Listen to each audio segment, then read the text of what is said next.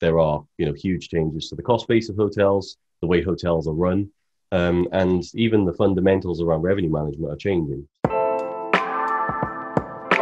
I am joined by Michael Grove, COO of Hotstats, coming to us from Cardiff, capital Which, of Wales. which is in Wales, exactly. We got it right. Next to England. Next to England, yeah. And I'm not going to say soccer, although I am a Ted Lasso fan. I gave you the warning, the precursor warning. Yeah.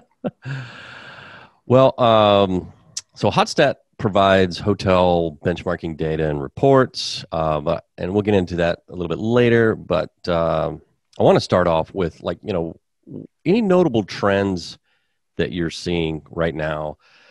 Maybe they're popular, but maybe they're not as popular and being kicked around the industry. What are you seeing? Well, look, the first thing we can say is that things are heading in the right direction. So that's having spent the last 18 months delivering bad news across the industry, this is actually a nice point where we're starting to talk about ramp up. We're starting to talk about change in business models, as hotels have basically stripped out their costs and started from a blank canvas. There are, huge changes to the cost base of hotels, the way hotels are run. And even the fundamentals around revenue management are changing. So I think there's, there is definitely a lot of things that we can touch on. Right? Say if there was the kind of one key point, I think it'd be the massive change to the cost base of hotels. Yeah, I haven't thought about that, but you're right, because it all went away, and now they're building it back, right?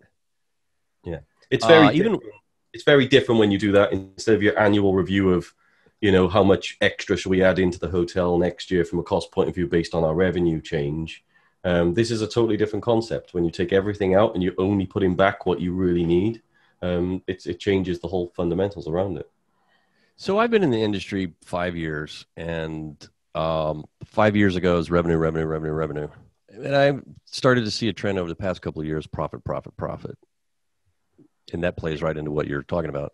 Yeah, I think so. I think exactly. I think there's a few reasons for that. We presented at the US conference a few weeks ago, actually, the idea that, costs have been increasing quicker than revenues for some time now, in pretty much all regions. And that is, a catch up of labor costs because we've been underpaying as an industry for quite a period of time. There's obviously a supply and demand issue now with the labor market, and that plays into that. And it's also availability of that kind of data. We're also quite young. We've been around. Actually, we've been around for around 20 years. But as a ramped up global business, it's been around 5 years now. So the availability of this profit data, we were obsessed with RevPAR for a long time, and it was all about top line performance. But that ramp up, the costs outpacing revenues, and the fact that we now have access to this kind of data. Let's be honest. What we really care about across the whole industry is profit. That's the driving factor outside of customer experience. Is how much money we end up in the bank with. So yeah, it's only right that would happen. Nothing new with the variant kind of creeping up. I mean, New York and California Austin, Texas is filling up with hospital beds. Are you seeing indications there? Yeah, obviously we're tracking that alongside, because whenever we're presenting data, we need to also provide context of why things look like that, from different parts of the world. If you think about, even for some regions, even halfway through this year, it was still negative versus last year, when you consider how bad last year was for that dark period between most of the world, between mid-March and, going into the summer months. But actually, they started really well. We had this January, February time last year where, most of the world was normal, as we would say. So actually, when you look around year on year, the performance has dipped. But that all comes through, these waves of the crisis. So you have to apply it. And yes, we are seeing them. We've seen outbreaks now. Japan's gone back into a state of emergency, as you probably know from the Olympics. Thailand is locking things back up again.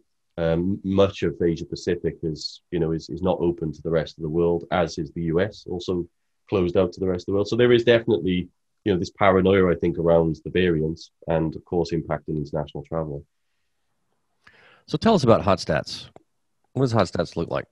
So Hotstats, I mean, we are specialists in profit and loss benchmarking. Okay, so it sounds like a fairly boring topic, but it's actually quite an interesting one because, of course, we're looking at the whole hotel. So it's the dynamics of not just the top line performance if we talk about rooms, but of course all of the on revenues of rooms, so the ancillary revenues, conference and events, these kind of things.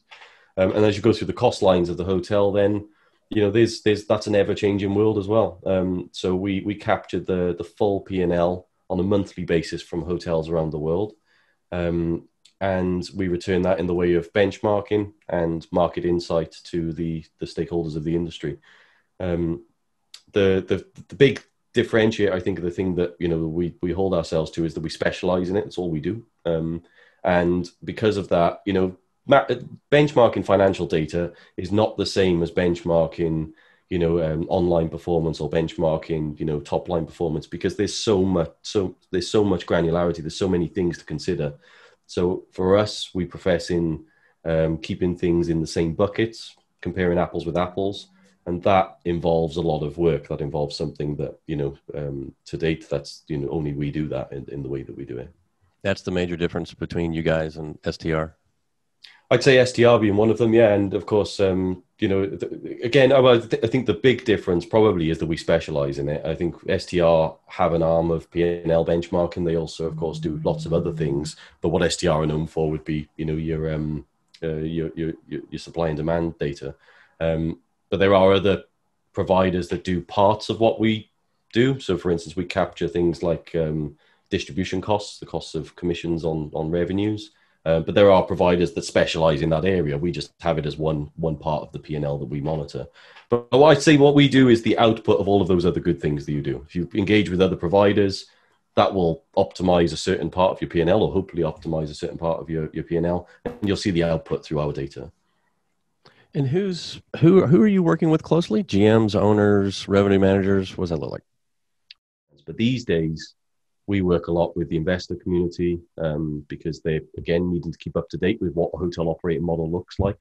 Analysts and consultants who are no longer able to model their feasibility in the way that they used to. So they come to us for that kind of insight as well.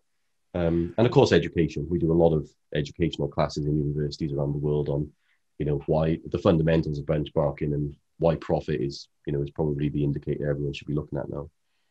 And your team, what do they look like? What are their backgrounds? I'd say that we have a good split. We have some of our key team members have come from HFTP or through universities. So they were ex-lecturers or worked very closely with the development of the uniform system of accounts and IT around hotels. I'd say that the data team, most of them come with either a financial background or a data statistics background. So they're not necessarily hoteliers. That's the layer that the likes of myself apply, coming from hotels and having very little experience in statistics and data.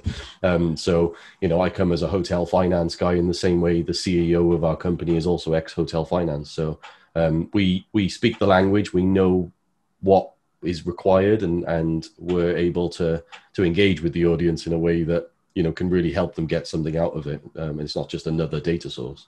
Yeah, put that data in context. I need that a lot as a marketer. Yeah, sure. I'm anti-spreadsheet, but that's okay. Well, it's a spreadsheet. At the end of the day, data is only, we say data, without data, you're just another person with an opinion. And I think that's a really, that hits home quite easily with people. But actually, it's quite naive, because the other way can be said, without an opinion, you're just another guy with data in your hand. You need to be able to put it into life. You need to be able to bring it to life. And a spreadsheet will only give you, one part of that. You need to be able to do something with it. And that's why we use infographics a lot, because people just see it and get it and are able to contextualize it. Perfect. All right, Michael, we're out of time, but thank you for joining me, sir. It's very much a pleasure. Nice to meet you. You bet.